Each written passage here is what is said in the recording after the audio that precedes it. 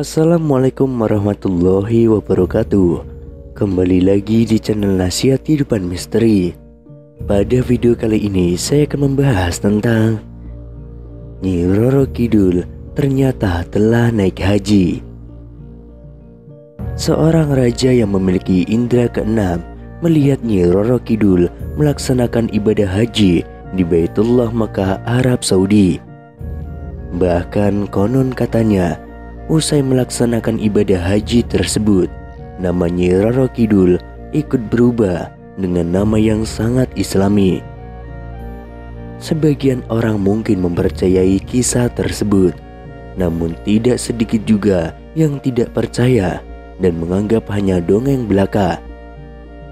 Dalam mitologi Jawa, Nyi Roro Kidul adalah sosok dunia lain yang terkenal dan sangat berkaitan erat dengan ilmu spiritual. Dia diyakini sebagian masyarakat sebagai penguasa Pantai Selatan atau Ratu Pantai Selatan. Konon Nyi Roro Kidul adalah seorang putri cantik dari kerajaan Pajajaran. Dia kemudian mengalami penyakit kulit yang sangat menjijikan akibat diguna-guna oleh seorang dukun. Karena keadaannya itu, dia kemudian melarikan diri ke Laut Selatan dan melompat ke laut yang berombak sangat ganas. Selanjutnya, para lelembut mengangkatnya menjadi Ratu Pantai Selatan yang kini populer disebut Nyi Roro Kidul. Lantas benarkah Nyi Roro Kidul beragama Islam bahkan sudah berhaji? Boleh percaya atau tidak, penguasa Pantai Selatan itu ternyata sudah berhaji dan kini dipanggil Hajah Siti Syarifah. Mantan Ketua Pemuda Muhammadiyah Habib Jirzin bertemu dengan Raja Ternate Sultan Muzaffar Shah saat beribadah haji di Mekah, Arab Saudi. Pertemuan itu membawa kabar yang sangat menarik. Sultan Muzaffar diyakini memiliki indera keenam, mengaku melihat Nyi Roro Kidul ikut berhaji dengan menggunakan pakaian haji berjilbab. Paginya, Nyi Roro Kidul ke Mekah untuk melaksanakan ibadah haji bebarengan dengan para penguasa alam lain di luar manusia. Dia terlihat di antara kerumunan manusia di Padang Arafah. Bahkan menurut Profesor Bambang Pranowo, guru besar sosiologi dan antropologi di Universitas Negeri Islam Syarif Hidayatullah Jakarta, pada tahun 2005 ketika ada Haji Akbar, Nyi Roro Kidul pun ikut berhaji. Namun kala itu Sultan Muzaffar belum bisa diwawancarai mengenai kisahnya bertemu dengan Nyi Roro Kidul tersebut, dikarenakan dia sedang sakit. Berita mengenai Nyi Roro Kidul sudah bergelar haji ini ternyata sudah lama tersebar di kalangan spiritual Jawa. Dampak positif kabar dari Nyi Roro Kidul masuk Islam dan telah pergi haji itu rupanya diyakini oleh orang-orang Jawa di sekitar Gunung Lawu, tempat yang dikenal sebagai dukun-dukun sakti. Mereka mempercayai jika ingin menghadap sang ratu harus menggunakan pakaian muslim atau pakaian yang sopan. Mereka merasa malu menggunakan pakaian yang dianggap belum mencerminkan busana muslim. Bahkan orang-orang di sekitar Gunung Lawu mulai belajar agama Islam. Jika dulunya mereka hanya pakai kemben atau kebaya, kini mereka memakai pakaian muslim lengkap dengan jilbab. Bahkan sang ratu pun dalam perwujudannya sudah tidak lagi memakai kemben seperti dalam lukisan. Dia kini menutup auratnya, termasuk memakai jilbab setelah berhaji.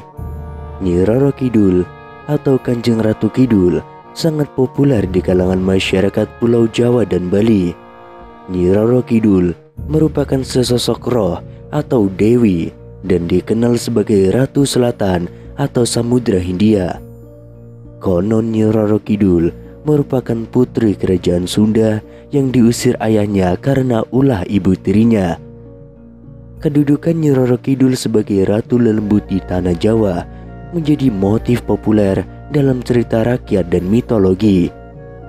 Selain juga dihubungkan dengan kecantikan putri-putri Sunda, masyarakat Sunda mengenal legenda mengenai penguasa spiritual Laut Selatan Jawa yang berwujud perempuan cantik yang disebut Nyai Rara Kidul. Legenda yang berasal dari kerajaan Sunda Pajajaran berumur lebih tua daripada legenda kerajaan Mataram Islam dari abad ke-16. Meskipun demikian, penelitian antropologi dan kultur masyarakat Jawa dan Sunda mengarah legenda Ratu Laut Selatan Jawa kemungkinan berasal dari kepercayaan animistik prasejarah yang jauh lebih tua lagi, Dewi Prahindu Buddha dari Samudra Selatan. Ombak samudra yang ganas di pantai selatan Jawa, badai, serta terkadang tsunami-nya kemungkinan telah membangkitkan rasa hormat serta takut terhadap kekuatan alam yang kemudian dianggap sebagai alam spiritual para dewata serta lelembut yang menghuni Laut Selatan yang dipimpin oleh ratu mereka, sesosok dewi yang kemudian diidentifikasikan sebagai Ratu Kidul. Selain ombak besar dan sejumlah misteri yang belum terungkap, pantai selatan memiliki sisi mistis yang sangat kuat. Karenanya, hingga zaman di modern ini pun, masyarakat masih kerap mempertanyakan asal-muasal legenda Nyi Roro Kidul tersebut. Bahkan masih dijumpai hingga kini, masyarakat melakukan ritual di pantai selatan.